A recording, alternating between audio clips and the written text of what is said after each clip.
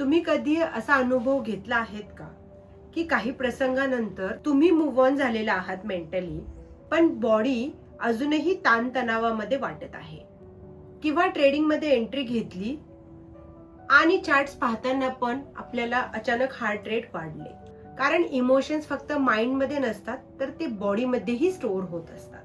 म्हणून आज आपण बोलणार आहोत EFT आणि इमोशनल हिलिंग यांचा कनेक्शन काय आहे याबद्दल. नमस्कार, मी विशाखा.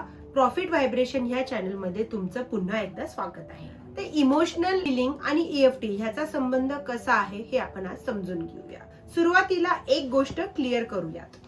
इमोशनल हिलिंग म्हणजे काय की असं दुःख डिलीट करून टाकलं असं काही नाही, किंवा EFT म्हणजे काय पॉझिटिव्ह थॉट्सला फोर्स करून घेणं असंही काही नाही.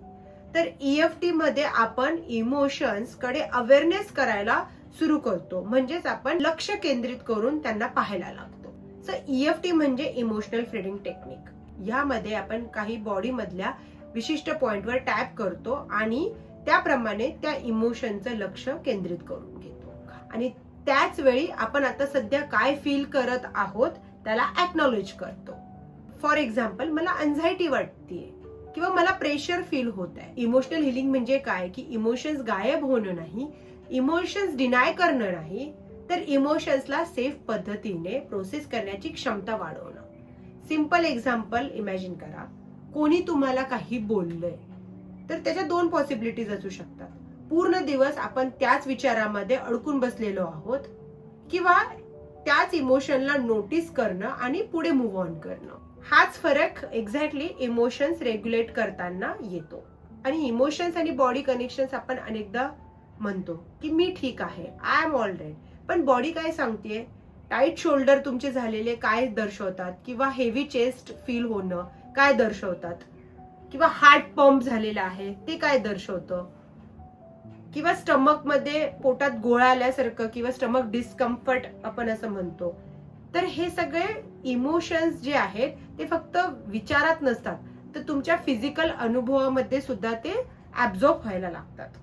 म्हणजेच EFT इमोशनल हिलिंग मध्ये कसं मदत करू शकतं, तर EFT करताना आपण इमोशन्सला इग्नोर करत नाहीत, तर आपण बॉडीला सिग्नल देत असतो की मी हे फील करू शकतो आणि हे फील करूनही मी पूर्णपणे सेफ आहे.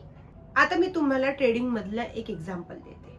इमॅजिन करा की तुम्ही लाईव्ह मार्केटमध्ये आहात आणि तुम्ही ट्रेड घेतला आहे, आणि ऑल ऑफ सडन जे आहे कॅन्डल अपोजिट गेली आहे. तर त्यावेळी तुमचं काय होतं? तुम्ही एकतर पॅनिक होता, किंवा एक्झिट लवकर करायचंय ह्या विचाराने तुम्ही पुढे सरकता, किंवा मग तुम्हाला दुसरा रॅन्डम ट्रेड घ्यायचं मन होतं. इथे काय आहे, इथे स्ट्रॅटेजी इश्यू नाहीये, बट अनेक वेळा इमोशन्स जे येत आहेत त्यावर रेग्युलेशन्स नाही किंवा त्यावर कंट्रोल नाहीये, हे तुम्हाला एक्सपिरियन्स करायला भेटतं. अशा वेळेस तुम्ही पहिले स्वतःला विचारायला हवं की हे जे इमोशन्स आहेत ते वारंवार किती येत आहेत आणि त्याची इंटेन्सिटी काय आहे. जर तुम्हाला त्याचं आन्सर एक मॉडरेट स्केलच्या वरती वाटत असेल तर त्यावेळेस तुम्ही त्या EFT मध्ये त्या इमोशन्सला अवेअर करा आणि त्यावर टॅपिंग करून रेग्युलेट करा.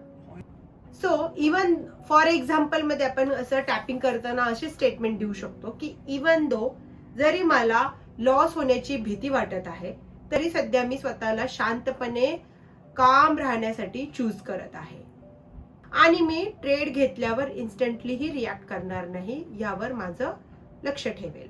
असे स्टेटमेंट करून तुम्ही तुमच्या प्रोसेसवर ट्रस्ट करत आहात हे तुमच्या ब्रेनला सिग्नल पोहोचते. सो नोटीस करा, EFT मार्केट हे काही प्रेडिक्ट करत नाहीये, पण रिॲक्शन्स आणि डिसिजन मध्ये स्पेस तयार करताना तुम्हाला मदत करू शकतं. आता इमोशनल हिलिंग डेली लाईफ मध्ये कसं दिसतं? हिलिंग म्हणजे नेमकं काय? कमी रिॲक्ट होणे, जास्त ऑब्झर्व करणे, किंवा बॉडीचे सिग्नल्स ऐकणे आणि स्वतःला जज कमी करणे. कधी कधी आपण प्रॉब्लेम सॉल्व्ह करत नसतो, आपण फक्त नर्वस सिस्टीमला सेफ्टी शिकवत आहोत. म्हणजे जर इमोशन्स खूप इंटेन्स असतील किंवा तुमच्या डे टू डे फंक्शनिंग वर परिणाम करत असतील तर ह्या वेळेस तुम्ही EFT टॅपिंगचा मदत घेऊ शकता.